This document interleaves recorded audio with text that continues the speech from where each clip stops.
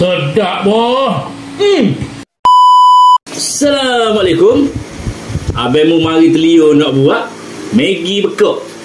Nya mari terletak FYP dalam TikTok lah ni. Apa lagi abang mu? Luncur. Bahan dia tidak payah lah mana. Abang mu guna Maggi kari sepaket. Guna isi air. Telur. Lepas tu kalau siapa suka pedas, bolehlah bubuh. Tak ada cengek. Abang mu rebus air dulu dengan cube pati air. Tujuan dia, air stok air ni kita akan guna untuk buat Maggi lepas ni. Air stok air kita gelegak dah. Boleh tutup api. Okey, mula-mula sekali masuk air stok air. Masuk isi air. Masuk lada cengek. Masuk perencah Maggi.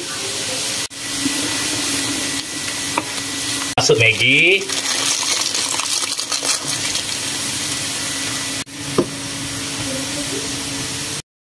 Last sekali masuk telur.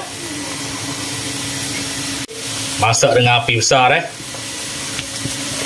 biar Maggi itu betul-betul membengkak cobong. Right, Maggi kita sudah membengkak. Boleh tutup api. Wah, itu dia hasilnya.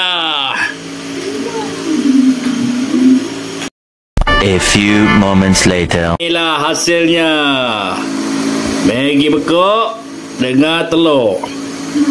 Terima kasih pada yang menonton. Kalau mana telur boleh pergi beli Maggi buat lalu. Assalamualaikum.